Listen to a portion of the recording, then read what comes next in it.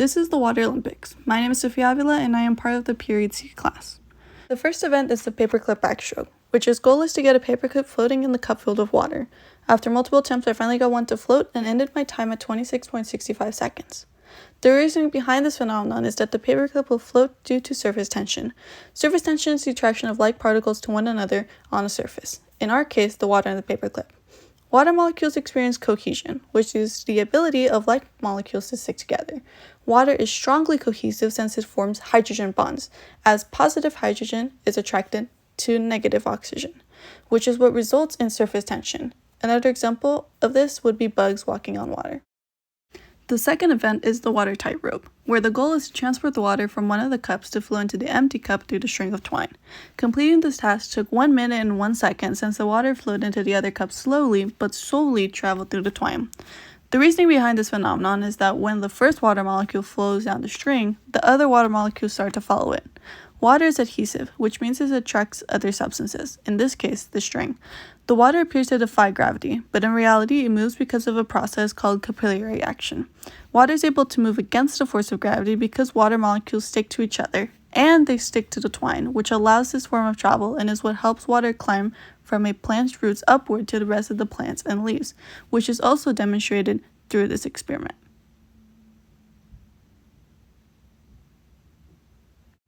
The third event is penny drops, where the goal is to apply as many drops of water onto the penny until it overflows and wets the paper towel. In my experiment, it got to 44 to 46 drops until it overflowed. The reasoning behind this phenomenon is surface tension, which is a term used to describe the cohesion between water molecules. Water's cohesion and surface tension are special because of hydrogen bonds that are formed by the positive hydrogen atoms of one molecule being attracted to the negative oxygen atoms of another molecule. The cohesion and surface tension of water becomes apparent when the drops of water you add to the penny reach the penny's edge. Once the water has reached the edge, you begin to see a bubble or dome of water forming on top of the penny. The bubble shape is the result of the water molecule clinging to one another to create a shape that uses the least amount of surface area. Adhesion is also present in the experiment because as drops of water are added onto a penny, the adhesive force between the water and the penny keeps the water from falling off until it eventually overcomes the cohesive force and overflows onto the paper towel. The fourth and final event is balloon pops. This event is done through a given video, but beforehand I made a few predictions. I believe that a balloon held over an open flame would pop, meanwhile a balloon half filled with water would not pop over an open flame. After watching the video, my predictions were proven correct due to the concept of high specific heat.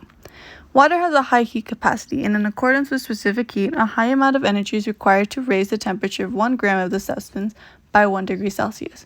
This heat capacity of water is due to the fact that it takes a lot of energy to separate water molecules due to the strength of hydrogen bonding. It takes about 4 times as much heat to raise the temperature of a balloon full of water than it would a similar sized balloon filled with air. As the water-filled balloon is put on the flame, the heat of flame is easily absorbed through the balloon and into the water. When an air-filled balloon is placed on a flame, it bursts. Air is a relatively poor conductor of heat away from the thin layer of rubber. As a result, the rubber overheats and the balloon pops. In the end, we can conclude that the water-filled balloon has a higher heat capacity. So this concludes my video. Thank you for listening to the Water Olympics.